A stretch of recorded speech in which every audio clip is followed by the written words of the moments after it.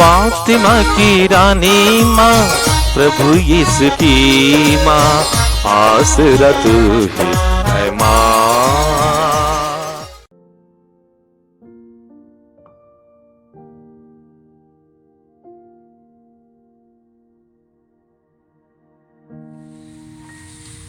पहला पाठ प्रेरित चरित्र अध्याय 6 पद संख्याएं 8 से 15 तक। स्तेफनुस अनुग्रह तथा सामर्थ्य से परिपूर्ण होकर जनता के सामने बहुत से चमत्कार तथा चिन्ह दिखाता था।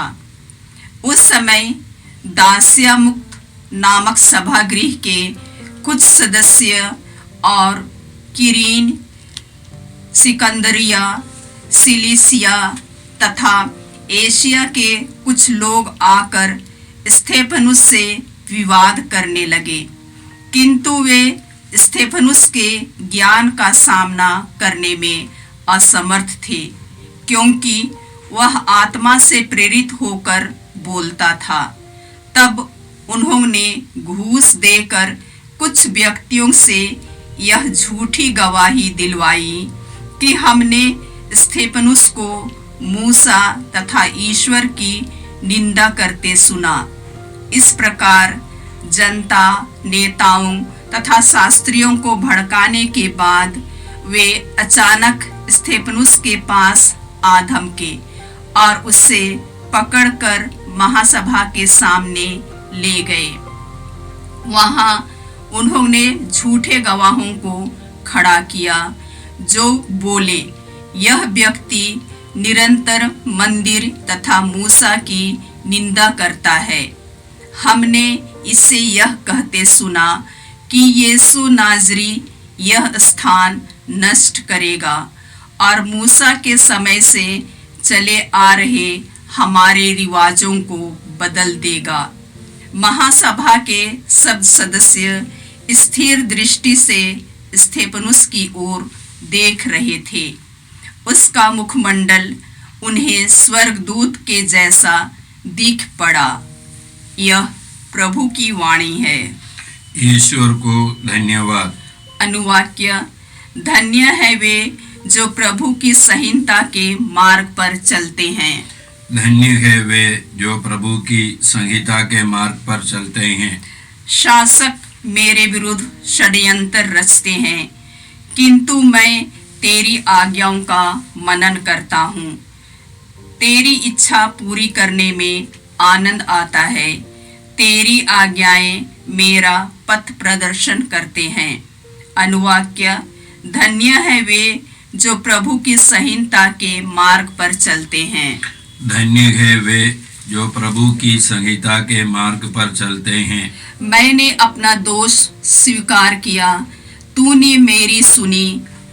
अब मुझे अपना मार्ग सिखा, मुझे अपनी आज्ञाओं का मार्ग समझा और मैं तेरे अपूर्व कार्यों का मनन करूंगा। अनुवाक्य। धन्य है वे जो प्रभु की संहिता के मार्ग पर चलते हैं। धन्य है वे जो प्रभु की संहिता के मार्ग पर चलते हैं। असत्य के मार्ग से मुझे दूर रख और मुझे अपनी आज्ञाएं सिखा। मैं सत्य का मार्ग चुना और तेरी आज्ञाओं के पालन का निश्चय किया। अनुवाक्य। धन्य है वे जो प्रभु की संहिता के मार्ग पर चलते हैं। धन्य है वे जो प्रभु की संहिता के मार्ग पर चलते हैं। जय घोष। हालेलुया।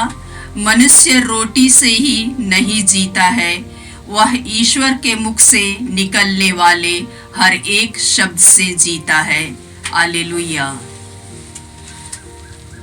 प्रभु आप लोगों के साथ हो और आपकी आत्मा के साथ। संत योहन के अनुसार पवित्र सुसमाचार। हे प्रभु तेरी महिमा हो। अध्याय 6 पद संख्याएं 22 से 29 तक। यीशु ने 5000 आदमियों को भोजन से तृप्त किया। उसके बाद शिष्यों ने उन्हें समुद्र पर चलते हुए देखा। दूसरे दिन तिबेरियुस से कुछ नावें उस स्थान के समीप आई जहां यीशु की धन्यवाद की प्रार्थना के बाद लोगों ने रोटी खाई थी। जब उन्होंने देखा कि वहां ना तो यीशु है और न उनके शिष्य ही, तो वे नावों पर सवार होकर यीशु की खोज में कफरनहूम चले आए। उन्होंने समुद्र पर पार किया और यीशु को वहां पाकर उनसे कहा, गुरुवर, आप यहाँ कब आए? यीशु ने उत्तर दिया, मैं तुम लोगों से कहे देता हूं,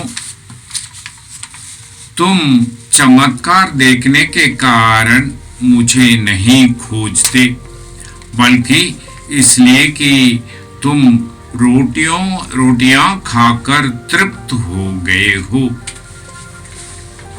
नश्वर भोजन के लिए नहीं, बल्कि उस भोजन के लिए परिश्रम करो जो अनंत जीवन तक बना रहता है और जिसे मानव पुत्र तुम्हें देगा। क्योंकि पिता परमेश्वर ने मानव पुत्र को यह अधिकार दिया है। लोगों ने उनसे कहा, ईश्वर की इच्छा पूरी करने के लिए हमें क्या करना चाहिए? यीशु ने उत्तर दिया, ईश्वर की इच्छा ये है, उसने जिसे भेजा है उसमें विश्वास करो। यह प्रभु का पवित्र सुसमाचार है। हे क्रिस्त, तेरी स्तुति हो। प्रिय भाई बंधु, आज रोटियों के चमत्कार के बाद ईश पुत्र रोटियां लेकर धन्यवाद की प्रार्थना पड़ी और उसे तोड़ते हुए लोगों को दिया और लोग खाकर तृप्त हुए। वे विदा लिए और यीशु धन्यवाद की प्रार्थना में लगे रहे और शिष्य नाव खेकर उस पार चले गए थे और समुद्र में आंधी तूफान उठा और यीशु समुद्र पर चलते हुए उनके पास आए। तो दूसरे दिन लोग यीशु की खोज में, जहां यीशु ने रोटियों का बड़ा चमत्कार दिखाया, आए और वहां यीशु को नहीं पाया और ना शिष्यों को, तो वे समुद्र पार करके कफरनहूम आए, जहां वह यीशु को पाया और उनसे कहा, गुरुवर, आप कब यहाँ आए? तो यीशु ने लोगों को बताया, तुम लोग चमत्कार देखने से या ईश्वर की महिमा प्रकट होने से, ईश्वर अपने आप को प्रकट किया, उससे प्रभावित होकर मैं मेरी खोज में नहीं आया।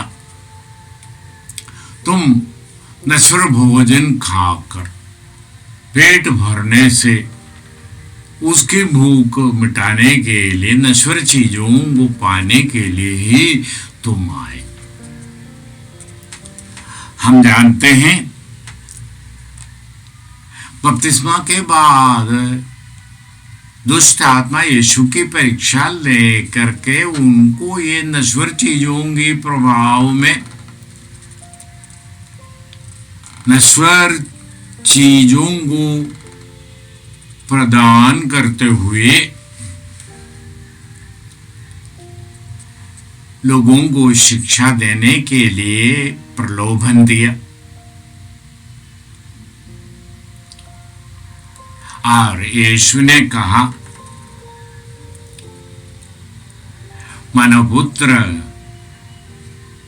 मनुष्य रोटी से केवल नहीं परंतु ईश्वर के मुंह से निकलने वाले हर वचन से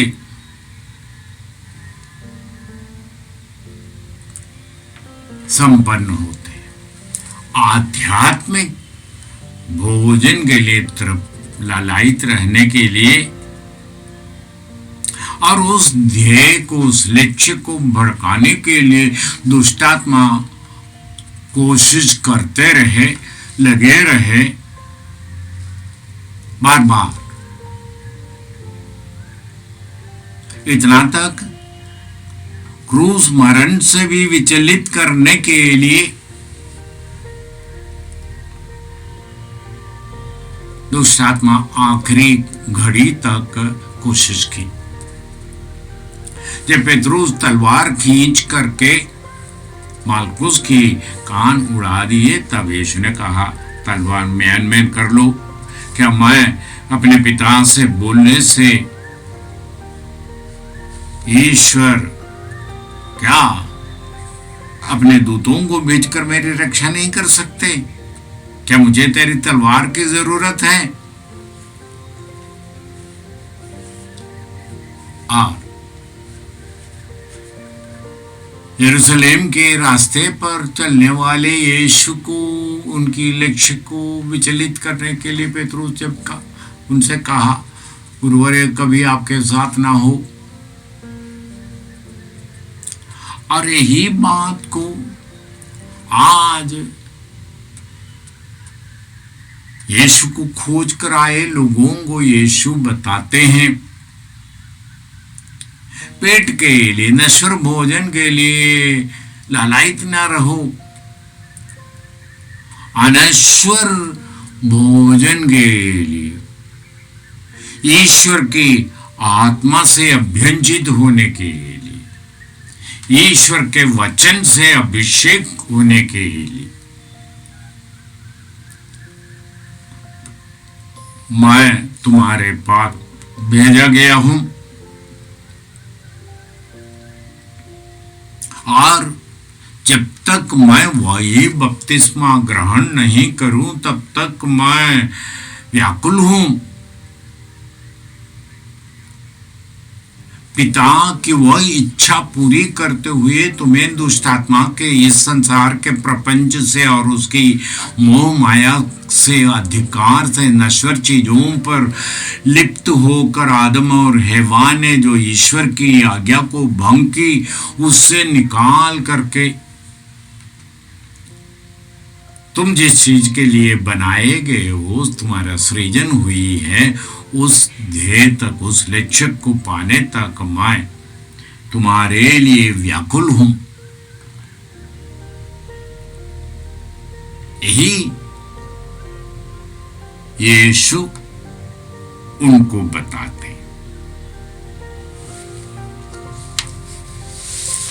तब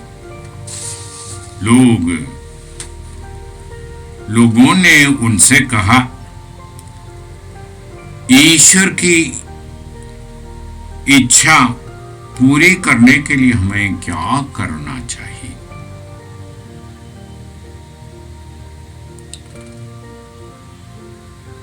यीशु ने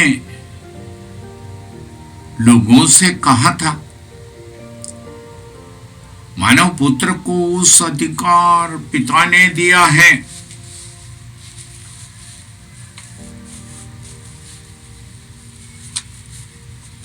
वह भोजन उसे ग्रहण करने के लिए यीशु यहूदियों को शिक्षा देते हुए कहते हैं। यीशु ने उत्तर दिया, ईश्वर की इच्छा यह है, उसने जिसे भेजा है उसमें विश्वास करो।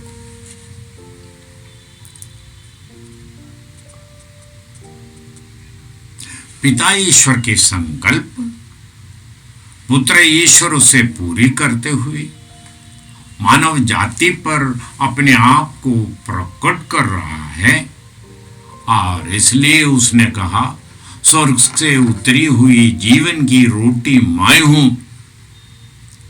ए रोटी खाने पर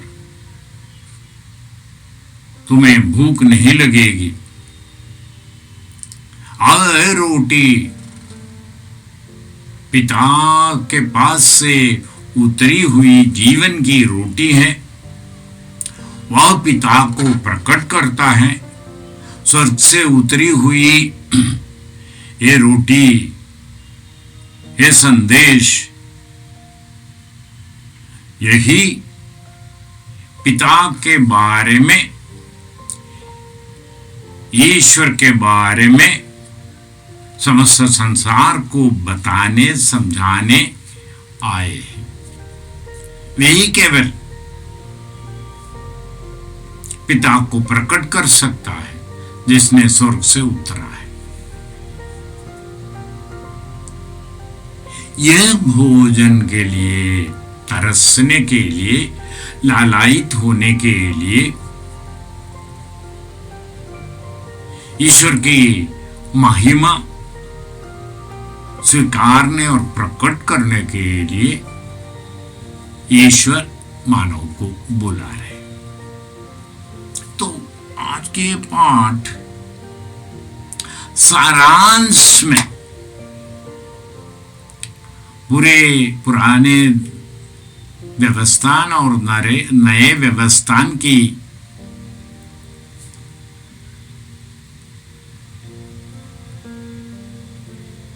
पूर्ण अर्थ को प्रकट करते हैं।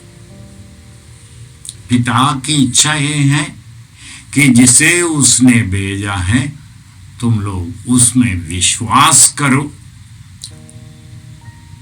और उनकी बातों को स्वीकार करो।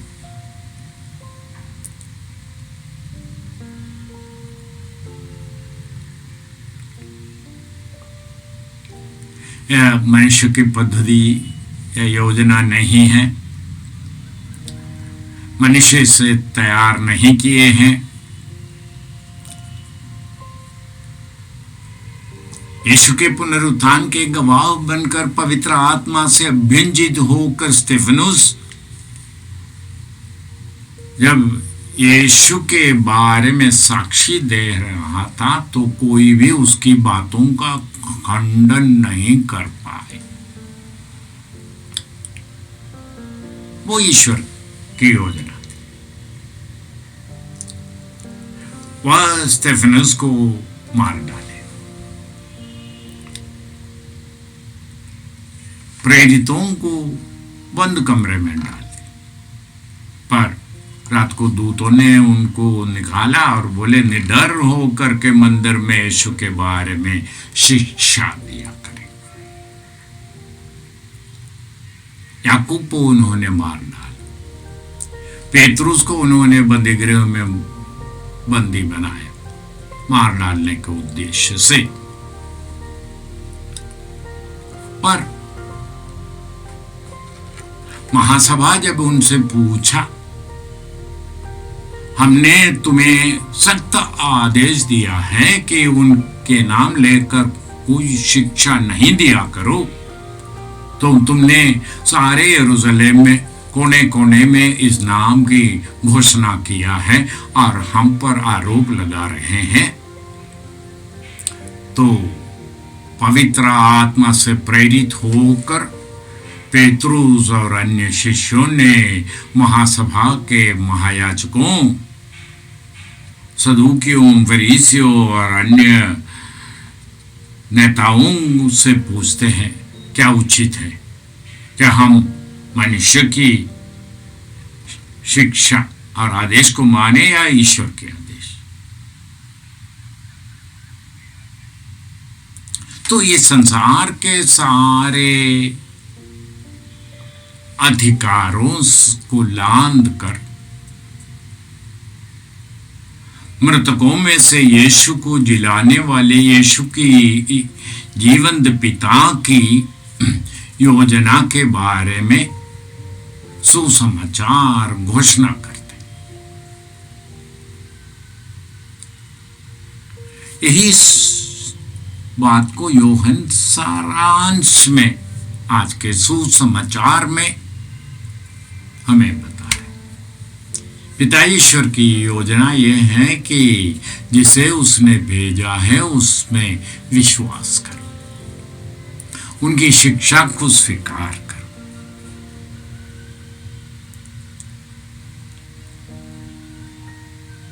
मानव गठित साम्राज्य धार्मिकता की उल्लेख या उसका प्रचार प्रसार के बारे में नहीं, पवित्र आत्मा से अभ्यंजित हो जाओ, अभिषिक्त हो जाओ। ईश्वर की आत्मा तुम्हारी आत्मा के अंदर में जो प्रेरणा देते हैं उस प्रेरणा से प्रभावित होकर जीवन जियो। पिता और पुत्र और पवित्र आत्मा के नाम पर। जय यीशु क्रिस्त में प्रिय भाई और बहनों, प्रभु यीशु ने हमें आदेश दिया है संसार के कोने कोने में जाकर सारी सृष्टि को सुसमाचार सुनाओ। सुसमाचार सुनने के लिए और सुनाने के लिए एक अच्छा मौका है। आप कृपया इस चैनल का सब्सक्राइब करें, लाइक करें, शेयर करें, बेल आइकन दबाएं ताकि यहाँ की नई वीडियोस की सूचना आपको मिलती रहेगी। साथ साथ आप दूसरों को भी प्रेरणा दें इसका सब्सक्राइब करने के लिए। याद रखें, कल के मिसा के दैनिक पाठ और उस पर टिप्पणियाँ आज ही दोपहर के बाद हम लोग अपलोड करते हैं। कृपया आज ही उसको सुनकर कल की तैयारी करें। प्रभु यीशु आपको और आपके परिवार को 100 गुनी आशीष देंगे। जय यीशु।